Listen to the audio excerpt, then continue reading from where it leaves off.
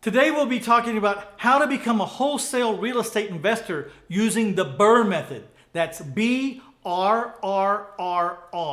I'll teach you what it stands for and how it works. And we're going to be talking with David Dodge, who's an expert at the BRRRR method, and he's going to show you why it makes perfect sense. Stay tuned. This guy's loaded with good content.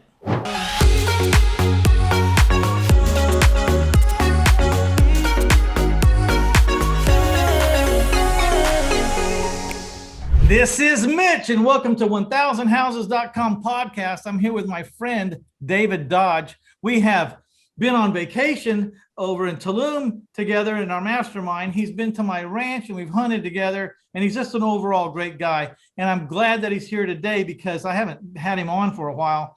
He's also an educator, but low-key, looking for the right person for the right fit. He's not a hyper salesman. He's in it for the right reasons.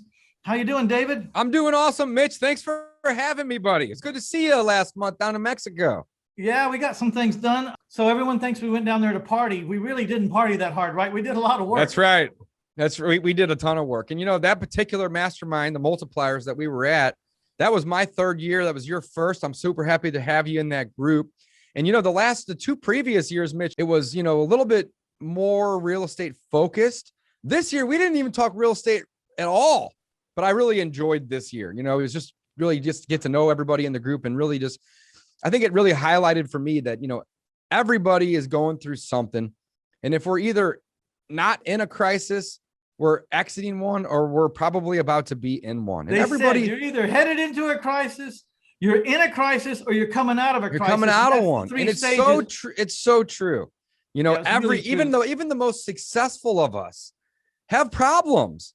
And, you know, what it really did for me is it, you know, I often try to compare myself to people, and it's probably not the best trait or habit that I have, but it was just really eye-opening, you know, to know that, like, you know, even some of these people that, well, you of course are one of them, but like that I really, really look up to and respect like hell, you know, they don't have a perfect life either. People have struggles.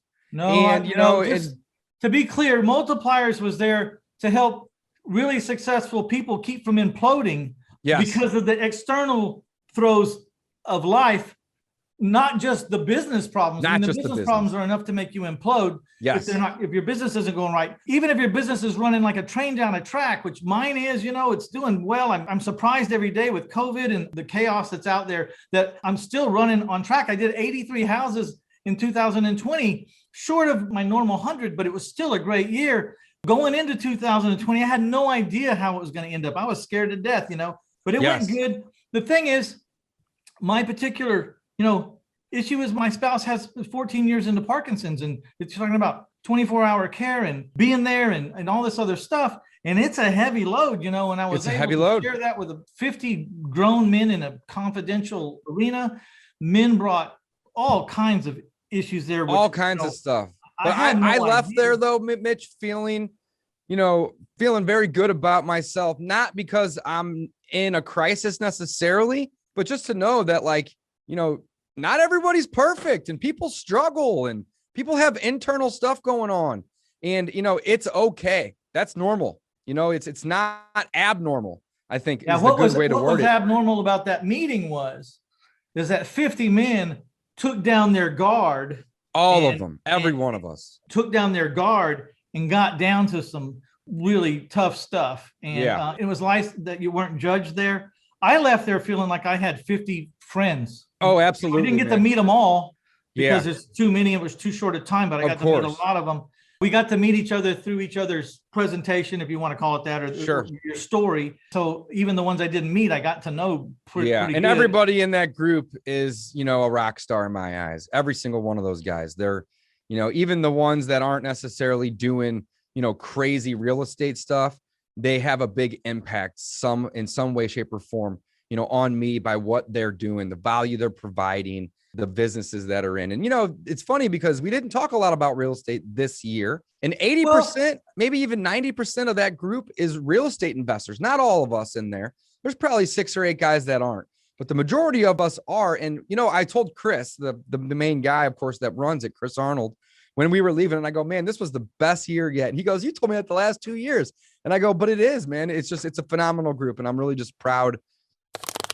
I hope you're enjoying this conversation that I have with David Dodge and the BRRRR method. But before we continue on with that conversation, please hit that like button, hit that share button, and go ahead and subscribe right now. I certainly appreciate you being here, and we are going to be delivering tons of content in the future that you will not want to miss.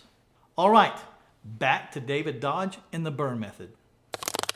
You know, there was a lot of conversation about real estate in the halls. And in the hallway. Yes, of course. We were at a beach, you know. But yes, I mean, of course. There was a lot of talk externally, but when we got together, you know, there was a lot of other things that needed to be fixed. Everyone pretty much had a handle on the business, 90% of the people, you know. Sure. The other 10% came and, you know, was looking for some help for the business. That's cool too. But the reason I was really astounded, the reason why Scott Orban and Chris Arnold started that group was they interviewed a bunch of men and said, do you have a place to go where you can let down your guard and talk about your life, from the good things all the way down to the bad or horrible things? Wow. And some place where you can go and get real with some real people and get it out. You know what I mean? Yep. And figure out what to do. Absolutely. And that's the reason why I signed up. I knew I was heading into this personal struggle, you know, at home with my wife's health, and I needed a place to go.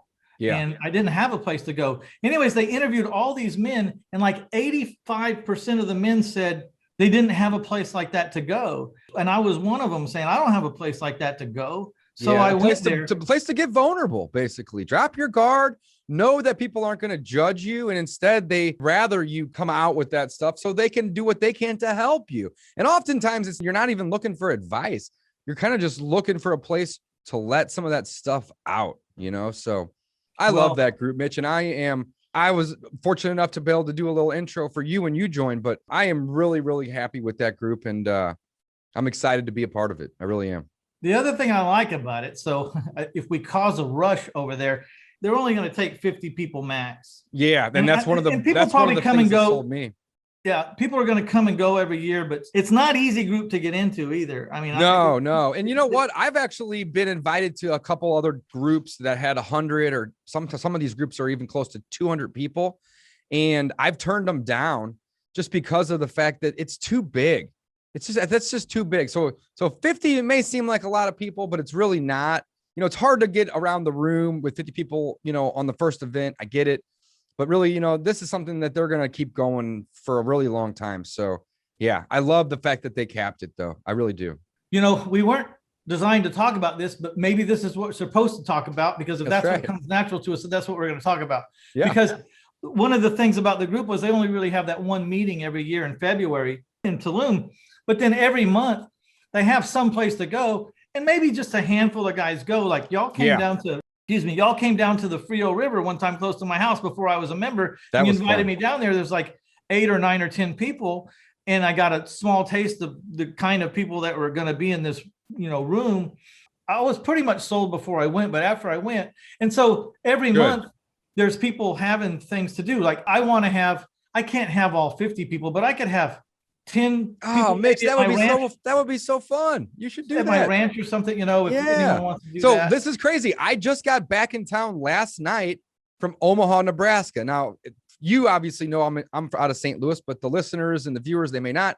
So I'm located out of St. Louis, Missouri. I'm a Midwest guy, but there's 2 guys in the group, in the Multipliers Mastermind, that live in Omaha, and they are having a conference Monday and Tuesday. Today's Tuesday here. First day, Monday, was all about investors and investing, and their audience was really just a bunch of real estate agents that kind of wanted to make the pivot from being an agent to an investor. And they invited me up, and I got to go and present with Clint and got to visit with Jeff, the other 2 guys that are, you know, in that market. And it was just so fun. So just like you said, you know, there's always something going on, you know, outside of the main event in February with all 50 of the guys. There's always something every couple of weeks where, you know, somebody will host something and get together, and they're just kind of like little breakaways, you know, and they could be anywhere from 3 people to maybe 15 people, give or take. But love that group. Very, very cool.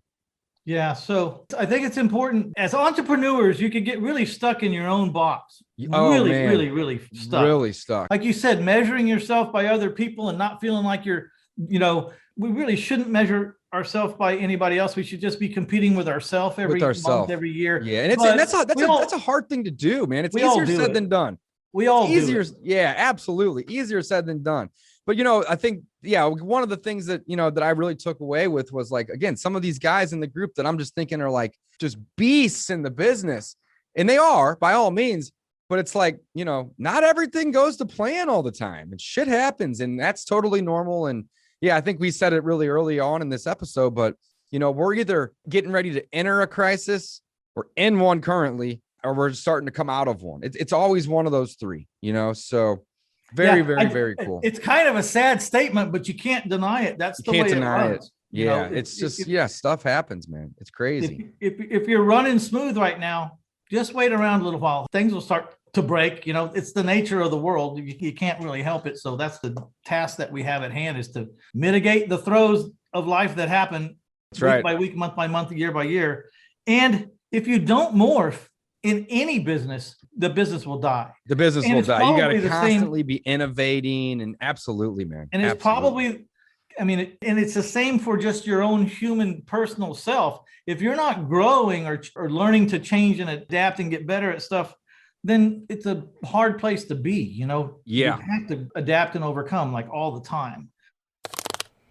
Right now, it's time for me to give you an opportunity to tune into one of our very special recorded Q&A calls. We archived it just for you so you could listen to it, you could hear the tone, you could feel the flow, and you could see the value.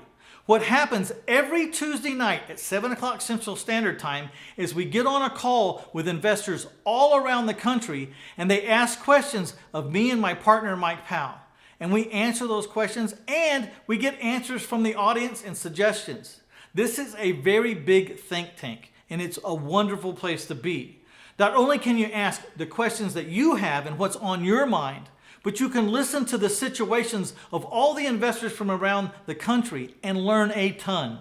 So go to 1000houses.com/free-stuff and scroll up and down the homepage there with all the free stuff I have to offer, and find the link that reads Recorded Q&A Call. Click on it. The call will be downloaded to you. You can listen to it, and you can learn why it's such a valuable asset. There's no reason in the world you shouldn't be on that call, learning something new every week or getting your personal questions answered. So check it out. This is Mitch Stephen, and I will see you in the next episode. Let's go.